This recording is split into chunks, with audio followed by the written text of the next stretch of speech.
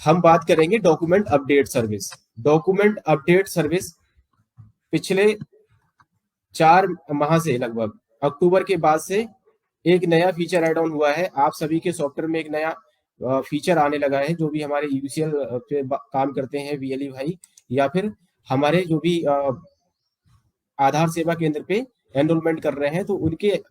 Software में एक नया फीचर ऐड हुआ है, डॉक्यूमेंट अपडेट। इसका मतलब पहले समझ लेते हैं कि डॉक्यूमेंट अपडेट है क्या और किसको कराने की जरूरत है। क्योंकि आधार जो है आज की डेट में सबसे ज्यादा यूज किए जाने वाला डॉक्यूमेंट हो गया है। आप लोग देखते हैं, हम लोग भी अगर, तो गैर सरकारी सरकारी जितनी भी योजनाओं का लाभ है वो हम लोग आधार के माध्यम से ले पा रहे हैं। सरकार बहुत सारी जो स्कीम्स हैं उनका लाभ जो रेजिडेंट हैं उनको आधार के माध्यम से डायरेक्ट पहुंचा रही है। अगर जिन लोगों ने अपना आधार 10 साल से पहले बनवाया था और उन्होंने 10 साल पहले आधार बनने के बाद में कभी भी अपने डेमोग्राफिक डिटेल में, जैसे कि नाम, पता, जन्मतिथि, इस तरह की जो डिटेल्स है उनमें कोई भी अपडेट नहीं कराया है। क्योंकि जब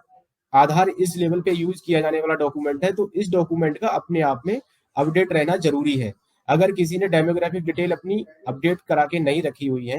कहने का मतलब जो उसका आधार है, आधार में नाम, पता, जन्म तिथि जो है, और जो उसके अलावा उनके डॉक्यूमेंट्स हैं, उनका पैन कार्ड है, वोटर आईडी है, या फिर जो प्रेजेंट टाइम में उनकी आइडेंटिटी या एड्रेस से संबंधित जो प्रूफ्स हैं।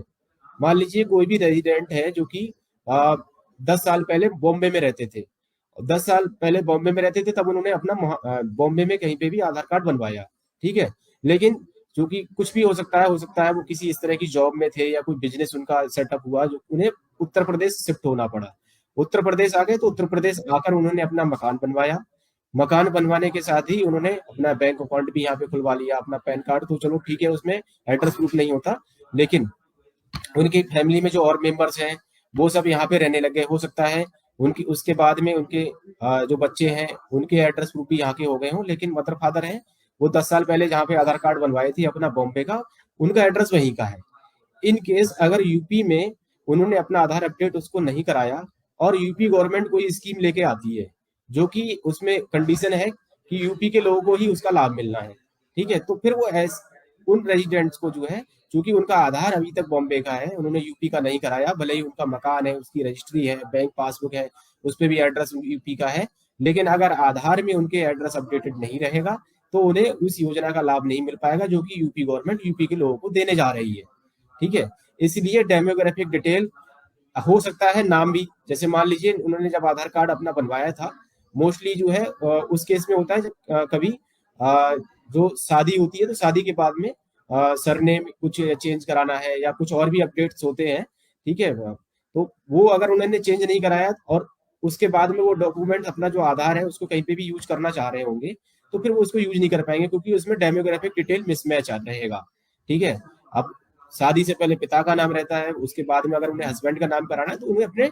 जो केयर ऑफ है वो उसको चेंज कराना पड़ेगा, अपने डेमोग्राफिक डिटेल्स को अपडेट करानी पड़ेगी, ठीक है, तभी वो योजनाओं का लाभ ले पाएंगे। इसीलिए बोला जा रहा है कि डेमोग्राफिक डिटेल भी सब लोग अपडेट रखें। इन केस अगर किसी ने डेमोग्राफिक डिटेल अपडेट नहीं कराई है, मान लीजिए उसको जरूरत ही नहीं पड़ी, जहां रह रहे थे वहीं रहते हैं, उनके फैमिली में भी कोई चेंज नहीं हुआ, उनके नाम में कोई चेंज नहीं है, उनके पता में भी कोई चेंज नहीं है, एड्रेस में भी कोई चेंज नहीं हुआ, तो ऐसे सभी रेजिडेंट्स को अगर उनका आधार कार्ड 10 साल से पुराना है तो अपने आईडी एड्रेस प्रूफ, चाहे भले ही वो उनके वही सेम है जो पहले थे, दोबारा से अपडेट कराना है, जिससे कि ये ऑथेंटिक हो पाए कि जो रेजिडेंट है वो अभी भी वही उसी लोकेशन पर रहते हैं और उनके आधार में जो डॉक्यूमेंट उन्होंने पहले दिए थे उससे संबंधित उन्होंने दोबारा अपडेट करा लिए हैं, तो उनका आधार लाइव है और वो सत्यापित हो जाएगा, वेरीफाई हो जाएगा कि वो रेजिडेंट अभी है और उनके डॉक्यूमेंट भी वही है जो उनके आधार में डिटेल्स है, ठीक है। तो इसका पर्पज सिंपल सा ये है कि जो रेजिडेंट जिन्होंने अपना आधार 10 साल पहले बनवाया था उसके बाद अपने आधार में कोई भी डेमोग्राफिक से संबंधित डिटेल चेंजेस नहीं कराए, तो वो सिंपल सा अपना पीओआई और पीओए एज पर आधार जो भी डेमोग्राफिक डिटेल है वो लेके आए और अपने अपडेट करवा लें, ठीक है। दूसरा, हम अगर और समझे इसको थोड़ा सा विस्तृत रूप से, तो इसकी जरूरत क्यों है, डेमोग्राफिक डिटेल जो है, अगर आधार की बात करें, इतनी सारी सर्विसेज में हम लोग आधार को डायरेक्ट या इनडायरेक्ट वे में यूज करते हैं, तो आधार हमारे लिए जो है ईज ऑफ लिविंग की बात बात करें, हमारे लिए हमारे जीवन के आधार ने आसान बनाया है। ठीक है, हम जो है बैंक अकाउंट हमारा आसानी से खुल जाता है आधार के बेस पे। वन नेशन वन राशन की बात करें तो उसमें भी आधार का बहुत बड़ा रोल है। राशन कार्ड जो है, गवर्नमेंट अब one nation one ration card की बात करती है कि हमारे इंडियन में जो सिटीजन्स हैं उनका एक राशन कार्ड होता है, तो वो उसका लाभ भी जो है तभी मिल पाता है जब उसका आधार जो है वो अपडेटेड रहेगा। आधार कार्ड जो धारक हैं वो इस स्कीम से जो है आसानी से जोड़ सकते हैं। अगर हम सरकारी योजनाओं की बात कहें तो जो आंकड़े यूआईडीआई के द्वारा बताए गए हैं, अथॉरिटी के द्वारा बताए गए, 1100 से ज्यादा सरकारी स्कीम्स हैं जिनका कि हम लाभ, सरकारी योजनाओं का लाभ हम आधार बेस्ड ले पा रहे हैं। आधार की वजह से हम आसानी से ले पा रहे हैं। फॉर एग्जाम्पल अगर हम इसमें सबसे बड़ा एग्जाम्पल देना चाहें तो डीबीटी की बात करें, डायरेक्ट बेनिफिट ट्रांसफर है, तो उसमें किसान सम्मान निधि, किसान सम्मान निधि जो कि सेंट्रल गवर्नमेंट के द्वारा 2,000 रुपए की किस्त दी जाती है किसानों के लिए, तो वो भी संभव आधार की वजह से ही हो पाया है। अगर आधार जो है उनके बैंक में अकाउंट में लिंक नहीं रहेगा और उनके आधार में जो डिटेल्स है वो बैंक अकाउंट से मैच नहीं होंगी, उनके जो और पहचान से संबंधित प्रमाण पत्र हैं उनसे मैच नहीं रहेंगी, तो उनको इस योजना का लाभ नहीं मिल पाता है। इसीलिए कई बार जो है ये सुनने में आता है कि हमारा जो है इस बार किस्त नहीं आई, तो उसमें फिर उन्हें बैंक से संपर्क करना पड़ता है। बैंक मैनेजर बोलते हैं फिर आपका आधार जो है वो अपडेटेड नहीं है, आधार में और आपके बैंक में डिटेल मिसमैच है, इसलिए आपकी केवाईसी नहीं हो पा रही है सक्सेसफुल। ठीक है, इसीलिए आधार में जो डिटेल्स हैं वो अपडेटेड रहना बहुत जरूरी है। जिस प्रकार बायोमेट्रिक जो है, हम लोग कई बार आप लोग देखते हैं बायोमेट्रिक अपडेट भी हमें समय समय पे कराना पड़ता है, तो सेम वही चीज है, हम लोगों को बायोमेट्रिक के साथ साथ अपनी डेमोग्राफिक डिटेल को भी समय समय पे अपडेटेड रखना है, जिस प्रकार जैसे हम बायोमेट्रिक कराते हैं। नहीं तो आने वाले समय में अगर हमारी डेमोग्राफिक डिटेल अपडेटेड नहीं रहेंगी, हमारे डॉक्यूमेंट्स जो है आधार में जो हमारे प्रेजेंट टाइम में डॉक्यूमेंट्स हैं उसके अनुसार हमारे डॉक्यूमेंट आधार की जो डेमोग्राफिक डिटेल अपडेट नहीं रहेंगी, तो हमें जो सरकारी स्कीम्स हैं, स्कॉलरशिप है, किसान सम्मान निधि है, पेंशन है, या फिर जो बच्चे हैं उनको स्कॉलरशिप मिलती है, पेंशनर हो गए, ठीक है, ई रिटर्न भी जो है भरना आसान हो पाया है आधार की वजह से ही। इससे पहले हम लोग क्या करते थे, जो इनकम टैक्स रिटर्न भरते थे तो फिजिकली जाना पड़ता था, जो इनकम टैक्स ऑफिस होते हैं वहां पे विजिट करना पड़ता था, और हम जो है मैनुअल वहां पे अपना डॉक्यूमेंट सबमिट करते थे। ठीक है, फिर वो केवाईसी वेरीफाई होती थी, फिर उसमें एक टाइम टेकिंग प्रोसेस था, बहुत समय लगता था। अब हम ई रिटर्न फाइल कर सकते हैं आसानी से, जो कि संभव हो पाया है आधार की वजह से ही। तो जिन लोगों के आधार में अगर डिटेल मिसमैच रहती है तो वो ई रिटर्न फाइल भी ऑनलाइन नहीं कर पाते हैं। तो ऐसी सभी योजनाओं का लाभ निर्बाध रूप से लेने के लिए हमें जो है अपने आधार में डिटेल्स को अपडेटेड रखना बहुत जरूरी है। डेमोग्राफिक डिटेल अपडेट रखें सभी रेजिडेंट्स, और साथ में अगर डेमोग्राफिक डिटेल उनकी अपडेटेड है तो, और उनका अगर आधार पुराना ही है तो फिर डॉक्यूमेंट अपडेट करा लें। ये कुछ एक बैनर पोस्टर्स हम लोग आप लोगों के बीच में लगातार सर्कुलेट कर रहे हैं, ये सभी अपने सेंटर्स पे लगा लीजिए, जिससे कि आपके यहाँ पे रेजिडेंट्स जो आते हैं वो इसको पढ़ें और फिर आपसे क्वेश्चन करें, आप उनको समझाएं। ठीक है,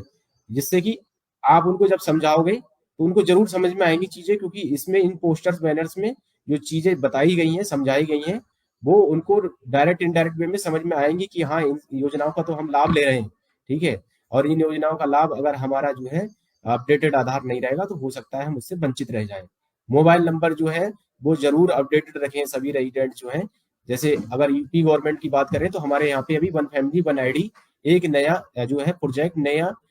स्कीम स्टार्ट होने जा रही है, जिसमें कि यूपी गवर्नमेंट जो उत्तर प्रदेश सरकार है उसके द्वारा शासनादेश जारी हो चुका है, डिस्ट्रिक्ट लेवल पे ट्रेनिंग्स वगैरह चल रही हैं, और उसके बाद इसको जो है बड़े लेवल पे शुरू किया जा रहा है। ये डिस्ट्रिक्ट पोर्टल से इस पे लाइव किया जाएगा, तो जितने भी राशन कार्ड होल्डर हैं उनकी फैमिली आईडी वही राशन कार्ड नंबर रहेगी, और जो नॉन राशन कार्ड होल्डर होंगे उनको जो है अपने नया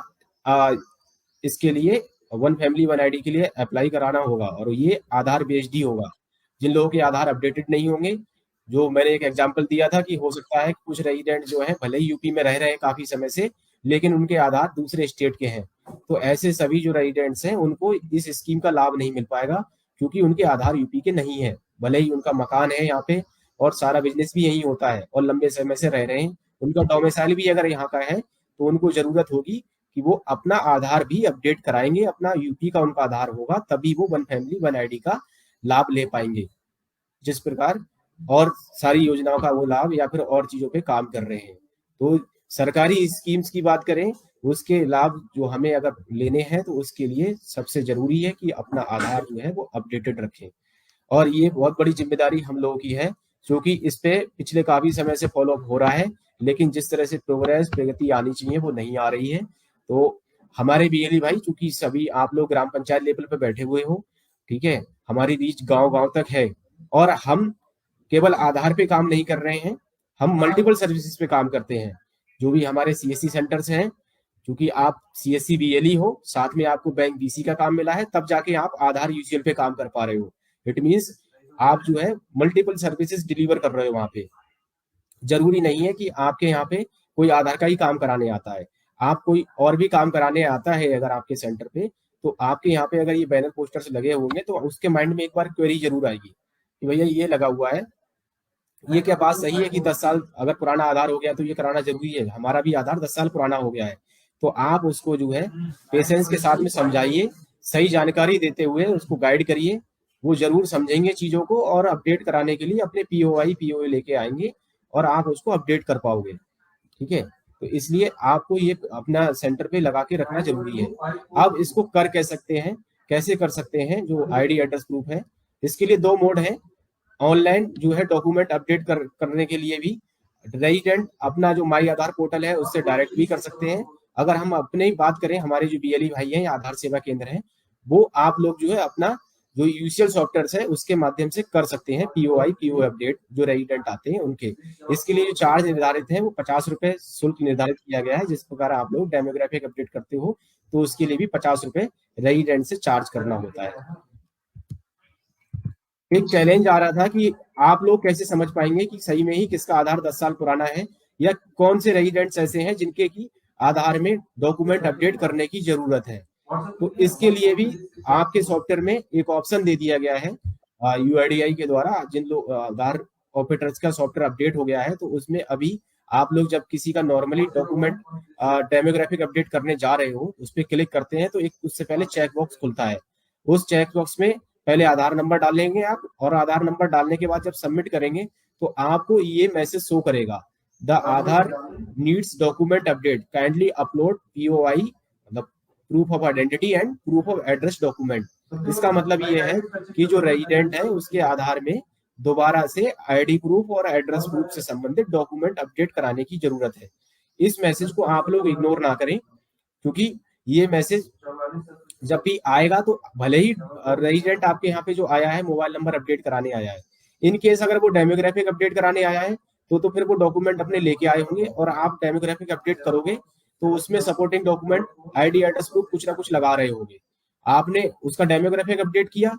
फिर उस केस में आपको जरूरत नहीं है, क्योंकि जो बात हो रही है डॉक्यूमेंट अपडेट की वो केवल उन रेजिडेंट्स को करानी है जिन्होंने 10 साल पहले आधार बना था लेकिन उसके बीच में कभी भी अपने डेमोग्राफिक अपडेट नहीं कराए, उस बीच नहीं कराए, या फिर आज भी आपके यहाँ पे आए हैं तो डेमोग्राफिक अपडेट कराने नहीं आए हैं, केवल हो सकता है मोबाइल नंबर लिंक कराने आए हैं। तो ऐसे रेजिडेंट्स का आप मोबाइल नंबर लिंक कराने वाले केस में आप पहले उसका मोबाइल नंबर लिंक कर दीजिए, और मोबाइल नंबर लिंक करने के बाद में उनको ये मैसेज दिखाइए।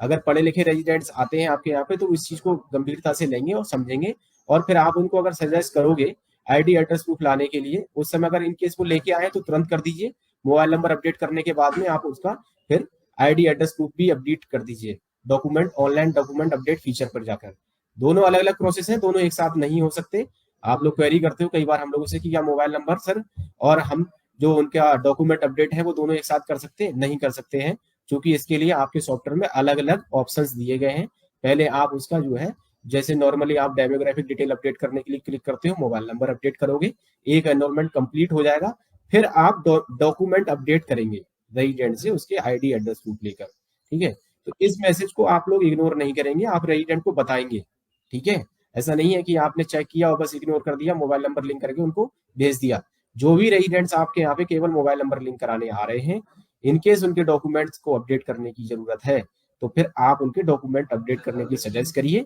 उनसे आग्रह करिए कि आप आईडी एड्रेस प्रूफ ले आइए, क्योंकि आपका आधार पुराना हो चुका है और आप नहीं कराएंगे तो हो सकता है इन फ्यूचर आप या तो अभी जो सर्विसेज का लाभ ले रहे हो सरकारी, या फिर लेने भी जा रहे हो सरकारी स्कीम्स का लाभ, तो वो हो सकता है आपको मिलना बंद हो जाए।